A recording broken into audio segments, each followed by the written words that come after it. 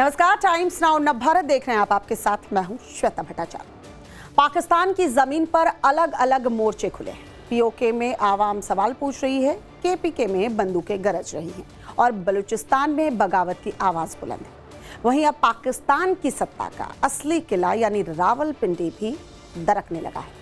पता नहीं पाकिस्तान के फर्जी फील्ड मार्शल मुल्ला मुनीर को किस बात का खौफ है कि रावलपिंडी में 6 महीने के लिए सेना की 3 कंपनियों की तैनाती की गई है। सवाल ये उठता है कि जिस शहर में पाकिस्तान की फौज का सबसे बड़ा ठिकाना है, वहां आखिर इतनी फौज की जरूरत क्यों पड़ गई? दिखाते हैं।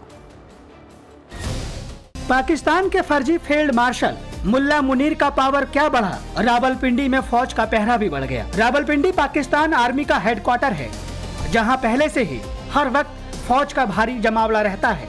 इसके बावजूद रावलपिंडी में सिक्योरिटी के नाम पर फौज की 3 एक्स्ट्रा कंपनी तैनात कर दी गई है, वो भी अगले 6 महीने तक के लिए। ऐसे में तो सवाल उठना लाजमी है कि आखिर मुनीर को किसका डर है? बढ़ते वक्त के साथ मुल्ला मुनीर की ताकत तो बढ़ी, लेकिन उसके साथ साथ पाकिस्तान की मुश्किलें भी बढ़ती गई। सत्ता का कंट्रोल मजबूत हुआ, मगर मुल्क की हालत कमजोर होती चली गई। हुक्मरान दावा तो करते हैं कि हालात काबू में हैं, लेकिन सच दुनिया जानती है कि पाकिस्तान की हालत आउट ऑफ कंट्रोल हो चुकी है। पाकिस्तान में हुक्मरान बदलते रहे, चेहरे बदलते रहे, सरकारें आती जाती रही, लेकिन सत्ता का रिमोट कंट्रोल मिलिट्री एस्टेब्लिशमेंट के हाथ में रहा। यानी कुर्सी पर बैठने वाला बदलता रहा, लेकिन कुर्सी चलाने वाला सिस्टम वही रहा। पाकिस्तान मौजूदा समय में अपने सबसे बुरे दौर से गुजर रहा है और इसकी कीमत चुकानी पड़ रही है पाकिस्तान की आवाम को। तभी तो पाकिस्तान की आवाम अपने हुक्मरानों को पानी पी पी कर कोस रही है। मुनीर का पावर गेम जितना बड़ा होता गया, पाकिस्तान की परेशानियां उतनी ही लंबी होती गई। रावलपिंडी में फौज की अतिरिक्त तैनाती से कई सवाल उठ रहे हैं, क्योंकि जब सत्ता का रिमोट और ताकत दोनों एक ही हाथ में हो तो किले की दीवारें भी ऊंची करनी पड़ती है।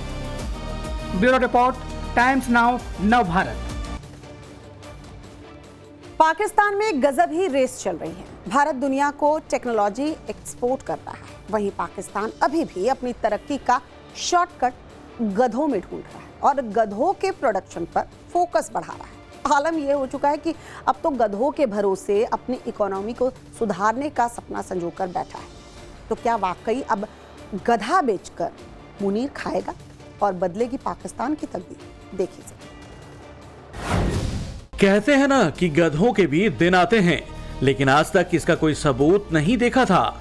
लेकिन आज पाकिस्तान ने यह साबित कर दिया। दरअसल खबर है कि पाकिस्तान ने अपने गधा एक्सपोर्ट को इतना बढ़ा दिया है कि अब इसकी चर्चा दुनिया में होने लगी है। अरे भाई, पाकिस्तान किसी बात में आगे तो है। अब तो अलग बात है कि जहां एक तरफ दुनिया में टेक्नोलॉजी की बात हो रही है, एआई से लेकर सेमीकंडक्टर की बात हो रही है, वहां पाकिस्तान गधा एक्सपोर्ट करके ही खुश दिख रहा है। पाकिस्तान को गधों से इतना प्रेम है कि वहां से बाकायदा इसे स्पोर्ट्स की कैटेगरी में भी डाल दिया गया है। और जिस मुल्क में इंसान को खाने के दाने नहीं, वहां गधों के घी और मुरब्बे नसीब हो रहे हैं। तो क्या ये गधे ही पाकिस्तान का मुस्तकबिल लिखेंगे? क्या इन्हीं गधों के भरोसे पाकिस्तान अपनी इकोनॉमी सुधारेगा? हद ही हो गई है इस दुनिया में। दूसरी तरफ पाकिस्तान में बाकी सेक्टर्स को लेकर क्या हाल है, ये बताने की जरूरत नहीं। 47 से लेकर आज तक ऐसी ही पॉलिसी बनाई गई जिसमें सिर्फ हुक्मरानों का भला हो और अवाम बेशक भूखी मर जाए। मुल्क की करीब आधी आबादी गरीबी रेखा से नीचे जीने को मजबूर है, यानी 2 वक्त का खाना भी नसीब नहीं है। लेकिन गधा एक्सपोर्ट करके ही हुक्मरान अपनी गाल बजाने में मस्त हैं। कुल मिलाकर पाकिस्तान की आजादी से अब तक सिर्फ काल बदलते चले गए, लेकिन नहीं बदले तो पाकिस्तान के हालात और यहां तक कि और खराब होते ही चले गए। पाकिस्तान के अवाम अपने हालातों के लिए शहबाज और मुनीर को कोस रहे हैं, तो वहीं भारत की तरक्की देखकर अपने हुक्मरानों को सीखने की नसीहत दे रहे हैं। भारत जो सेमीकंडक्टर से लेकर ग्रीन एनर्जी और आईटी टेक्नोलॉजी एक्सपोर्ट में तो इतना आगे है कि पाकिस्तान दूर से देखकर ही नमस्ते करने लगे। दूसरी तरफ पाकिस्तान के मसले ही खत्म नहीं होते। हर कोई इस रेस में भाग रहा है कि कौन कितनी चापलूसी कर सकता है और कौन शहबाज और मुनीर की कितनी ज्यादा जी हुजूरी करेगा। क्योंकि हालात ऐसे बनाकर रखे गए हैं कि जो ऐसा नहीं कर रहा उसकी जिंदगी को नर्क बनाकर रख दिया गया है। दरअसल पाकिस्तान के गधों का खरीदार उसका मित्र चीन है, जहां गधों के मांस और खालों की जबरदस्त डिमांड है। नौबत यह है कि हाई डिमांड के कारण पाकिस्तान ने गधों की रेट तक बढ़ा दी है। हर साल गधों के एक्सपोर्ट का डेटा लगातार बढ़ रहा है, तभी तो कहा जा रहा है कि गधों के भी दिन आ गए। Bureau report, times now, Navbharat. Mafia brothers Atiq और अशरफ की जिन जमीनों को योगी सरकार ने कुर्क कर दिया था, उन्हीं जमीनों का सौदा करने की तैयारी में था माफिया अतीक का गैंग। जी हाँ, जब अतीक जिंदा था तब वो इसी तरह अवैध जमीनों पर कब्जा करता था, फिर भोले भाले लोगों को बेचकर मोटा पैसा वसूला करता था। सवाल यह है कि अतीक मिट्टी में मिल चुका है, तो फिर कौन है जो माफिया के गढ़ में जमीनों की बोली लगा रहा है? क्या शाइस्ता इस खेल को खेल रही है, या उमर के इशारे पर यह सब कुछ हो रहा है, या फिर कोई और ही है जो माफिया की गैंग को जिंदा करने की कोशिश में है? देखिए। साधारण को सूचित किया जाता है कि श्रीमान न्यायालय पुलिस आयुक्त कमिश्नरेट प्रयागराज द्वारा रकबा 1600 वर्ग मीटर को कुर्क किया गया है।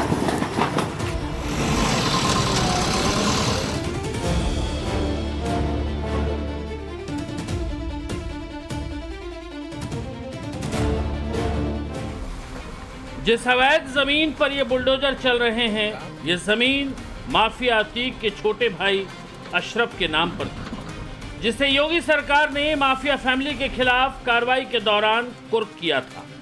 ऐसी हजारों करोड़ों की जमीनें कुर्क की जा चुकी हैं, लेकिन अचानक पता चला कि कुर्क की हुई अशरफ की इस जमीन पर किसी ने कब्जा कर लिया और उस पर अवैध प्लॉटिंग हो रही है। दरअसल माफिया अतीक के गढ़ में जमीनों पर अवैध कब्जे और अवैध प्लाटिंग की पुरानी रवायत रही है। अतीक जब जिंदा था तब ये खेल पूरी दबंगई से चलता था, लेकिन अब जब अतीक मिट्टी में मिला दिया गया, उसके साम्राज्य का लगभग खात्मा हो चुका, उसकी अवैध कमाई के सारे धंधों पर योगी सरकार का हथौड़ा चल चुका, आलम ये है कि शाइस्ता समेत पूरा गैंग अंडरग्राउंड है। योगी के खौफ से भागा भागा फिर रहा है। 2 बेटे अली और उमर जेल में हैं। अब जो कुछ भी हो रहा है वो सब पर्दे के पीछे हो रहा है, चोरी छिपे हो रहा है। योगी सरकार से नजरें बचाकर अतीक के साम्राज्य को जिंदा रखने की इसी कोशिश में अवैध प्लॉटिंग का एक खेल शुरू हुआ था। अशरफ की कुर्क की हुई जमीन को बेचा जा रहा था। माफिया अशरफ की कुर्क की गई जमीन को बेचने का जो खेल है वो बीच बीच में रहकर किया जाता है। हाल ही में एक ऐसा ही मामला कल निकलकर जब सामने आया तो पुलिस कमिश्नर ने इसकी जांच कराई और जिसके बाद जो है एसडीएम सदर, नायब तहसीलदार के साथ कानून गो और लेखपाल जो है उनकी मौजूदगी में यहाँ पर कल पीडीए का जो बुलडोजर है वो यहाँ पर गरजा था। आप देख सकते हैं ये वही जमीन है जिसको कुछ वर्ष पहले जो है प्रशासन ने अशरफ की बेनामी संपत्ति के रूप में इसे जो है गैंगस्टर एक्ट के तहत जो है कुर्क किए थे, लेकिन बताया ये जा रहा है कि 1115 अराजी की जो जमीन जो कि प्रशासन ने कुर्क किए थे उस जमीन को बेचने का खेल रचा गया था। और जिसके बाद शिकायत के बाद ये बुलडोजर की जो कार्रवाई है, आप देख सकते हैं जो तमाम जगहों पे बाउंड्री वॉल जो गिरा हुआ दिखाई दे रहा है, यहीं पर कल बुलडोजर चला और जिसके बाद इस पूरे बाउंड्री वॉल को ध्वस्त कर दिया गया। बताया ये भी जा रहा है सूत्रों के हवाले से कि 1115 अराजी जो कि कुर्क थी और बगल में ही 1116 एक अराजी है जिसको बेचा वहां जा रहा है, कब्जा जो है कुर्क वाली जो जमीन है उस पर दिया जा रहा था। माने इस तरीके का खेल जो है वो माफिया नेटवर्क से जुड़े हुए लोग रच रहे थे। मतलब बड़ी ही चालाकी से खेल खेला जा रहा था। रजिस्ट्री किसी जमीन की और कब्जा किसी जमीन पर दिया जा रहा था। लेकिन सवाल है कि इतनी हिम्मत किसकी हुई? कौन है वो लोग जो अतीक के मिट्टी में मिल जाने के बाद भी सरकार से सीधे उलझने की कोशिश कर रहे हैं? सूत्रों की माने तो जो नाम सामने आ रहा है वो है नुसरत का। नुसरत वही है जो कुछ साल पहले अतीक अहमद के बेटे अली अहमद के साथ 1 करोड़ रुपए की रंगदारी मांगने के मामले में नामजद हुआ था। जिसके बाद पुलिस ने उसे गिरफ्तार कर जेल भेज दिया था, लेकिन बाद में वो जेल से छूटकर बाहर आ गया। बताया जा रहा है कि जेल से बाहर आने के बाद नुसरत कुर्क की हुई जमीनों को बेचकर गैंग के लिए फंडिंग जुटा रहा है। अली के साथ जो 1 करोड़ की रंगदारी में जो जेल गया था नसरत, वो और उसके टीम के जो लोग हैं वो इस तरीके का खेल रच रहे हैं, क्योंकि नसरत जो है वो जमानत पे बाहर आ चुका है और सूत्रों के हवाले से ये भी दावा किया जा रहा है कि वही अब इस नेटवर्क को जो है जिंदा करने की कोशिश कर रहा है, क्योंकि जमीन का ही खेल सबसे महंगा खेल होता है और इनको पता है कि इस खेल के जरिए जो है वो बहुत आसानी से जो है फंडिंग एकत्रित कर सकते हैं, फरारी काटने में काम आ सकता है, चुनाव 2027 के लड़ने में जो है वो काम आ सकते हैं, इसके साथ ही माफिया गैंग को आर्थिक रूप से मदद पहुंचाने में काम आ सकता है। तो इसी जमीन के जरिए जो है वो पूरी खेल जो है रचने की कोशिश कर रहे थे। हालांकि नसरत की जो नेटवर्क है उसके बारे में भी पुलिस खंगाल रही है कि उसके क्या क्या रोल है, क्या उसी ने रजिस्ट्री की थी। माफिया अतीक के गढ़ में कुर्क की हुई जमीनों का खाली रहना भी एक तरह से चुनौती बन चुका है। सरकार कुर्क की हुई जमीनों पर जब तक कोई निर्माण नहीं कर देती तब तक प्रयागराज में माफिया अतीक का गैंग इस खेल में एक्टिव रहेगा, क्योंकि वो हालात को अपने पक्ष में आने का इंतजार कर रहा है। जिस दिन सरकार बदली, माफिया का एक गैंग अपने मन मुताबिक काम करने लगेगा। ये 2 दिन पहले की तस्वीर है जब पुलिस प्रशासन की टीम ने प्रयागराज में एयरपोर्ट थाना क्षेत्र में अतीक अहमद के बेहद करीबी माने जाने वाले जयप्रकाश उर्फ जेपी दुबे की 25 करोड़ की बेनामी अचल संपत्ति को कुर्क करने का काम किया। ये संपत्ति गैंगस्टर एक्ट के तहत कुर्क की गई। 2 दिन पहले पुलिस ने इस जगह पर बाकायदा कुर्की का बोर्ड भी लगाया, लेकिन 2 दिन बाद जब आज टाइम्स नाउ नवभारत की टीम मौके पर पहुंची तो बोर्ड जमीन पर गिरा हुआ था। अब ये बोर्ड गिराया गया या अपने आप गिरा ये तो नहीं मालूम, लेकिन माफिया अतीक के गुर्गे ऐसे ही खेल करते हैं। लोगों की आंखों में ऐसे ही धूल झोंक कर इन जमीनों का सौदा कर देते हैं और फिर जमीन का पैसा लेकर उसे बेच देते हैं। एक बार पैसा इन माफियाओं के हाथ में आया तो फिर पैसा वापस लेना शेर के मुंह से शिकार को छीनने जैसा हो जाता है। लगातार प्रशासन की तरफ से एक बड़ी कार्रवाई को अंजाम दिया जा रहा है। 2 दिन पहले जो है अतीक अहमद का करीबी बताया जाने वाला जयप्रकाश उर्फ जेपी दुबे के खिलाफ गैंगस्टर एक्ट के तहत जो है कार्रवाई की गई थी। उसी जमीन पर हम मौजूद हैं। ये जमीन आप मेरे पीछे देख सकते हैं। ये जमीन जो है बताया जा रहा है कि गैंगस्टर एक्ट के तहत 25 करोड़ रुपए की कीमत की अचल संपत्ति को जो है कुर्क की गई थी। 5 मौजों में स्थित 10 घाटों की 7,482.66 वर्ग मीटर की जो जमीन है वो प्रशासन ने अपने कब्जे में ले लिया था। और ये बोर्ड आप देख रहे होंगे, छोटा सा बोर्ड जो है आपको दिखाई दे रहा होगा, इस समय जो है नीचे जो है जमीन पे धराशायी होकर गिरा हुआ है। और सबसे बड़ा सवाल यही है कि अभी 2 दिन हुआ है इस बोर्ड को लगाए हुए और यहाँ पर ये तेज आंधी के चलते या किसके चलते गिरा है, यहाँ पर जमीन पे गिरा पड़ा हुआ दिखाई दे रहा है इस वक्त। और पीछे आप मेरे देख सकते हैं ये एयरपोर्ट रोड है जो कि महाकुंभ के दौरान इन सड़कों का जो है चौड़ीकरण हुआ था, सौंदर्यीकरण हुआ था, विकास हुआ था और जिसके चलते ये जो इलाके हैं ये बेशकीमती इलाकों में शामिल हो गए थे। यहाँ की जमीनें जो है बहुत कीमती जमीनें हैं और इसी जमीन को जो है बेचने का काम जो है वो जेपी दुबे द्वारा जो है किया जाता था। कौन है ये जेपी दुबे? माफिया अतीक की जिस गैंग IS 227 का जिक्र होता है, बिल्डर जेपी दुबे उस गैंग का सक्रिय सदस्य रहा है। माफिया अतीक अहमद के कार्यक्रमों में हथियारबंद लोगों के साथ कई बार देखा गया है जेपी दुबे। लोगों को डरा धमकाकर करोड़ों की संपत्ति अर्जित करने का आरोपी जेपी दुबे बेशक कागजों में अतीक के साथ कहीं दर्ज नहीं, लेकिन बताया जाता है कि जेपी दुबे माफिया अतीक की गैंग को फंडिंग करता है। जेपी दुबे के खिलाफ प्रयागराज के एयरपोर्ट और धूमनगंज थानों में गैंगस्टर एक्ट समेत कई आपराधिक मुकदमे दर्ज हैं और फिलहाल वो जेल में है। लिखा पढ़ी के तौर पे नजर नहीं आए, लेकिन फंडिंग के जो आरोप हैं वो लगातार लगते हुए आए हैं कि जेपी दुबे द्वारा जो भी अवैध प्लॉटिंग की जाती है, वो फंडिंग जो है माफिया नेटवर्क तक पहुंचाने की जो कवायद है वो की जाती है। इसकी शिकायत तक जो है प्रशासन स्तर पे की गई थी। इसके अलावा जेपी दुबे जो है के खिलाफ कई आपराधिक मुकदमे दर्ज हुए, जेल भी जेपी दुबे को भेजा गया। गैंगस्टर एक्ट लगा कहते हैं और गैंगस्टर एक्ट के तहत ही जेपी दुबे की ये 25 करोड़ रुपए की अचल संपत्ति को जो है प्रशासन ने अपने कुर्क करके अपने कब्जे में ले लिया है। लेकिन सवाल यही है कि कुर्क करने के बाद जो है, कब्जे में लेने के बाद इन जमीनों की मॉनिटरिंग और निगरानी जो है वो विशेष महत्वपूर्ण रखती है, क्योंकि इन्हीं के द्वारा जो अवैध प्लॉटिंग का जो धंधा है वो किया जाता है। और मामला जब धीरे धीरे ठंडा होता है तो इन्हीं कुर्क जमीनों को जो है भोले भाले लोगों को फंसाकर बेच दिया जाता है और उससे होने वाली फंडिंग जो है तमाम उन नेटवर्क तक पहुंचाने की जो कोशिश है वो की जाती है। दरअसल कुर्क संपत्तियों को लेकर संगठित नेटवर्क काम कर रहा है।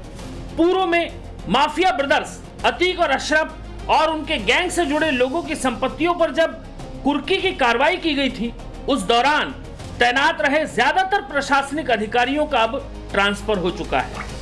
उसी मौके का फायदा उठाकर माफिया की गैंग के लोग कुर्क की गई जमीनों पर दोबारा खेल करने की कोशिश कर रहे थे, लेकिन वो भूल गए कि ये योगी की फोर्स है।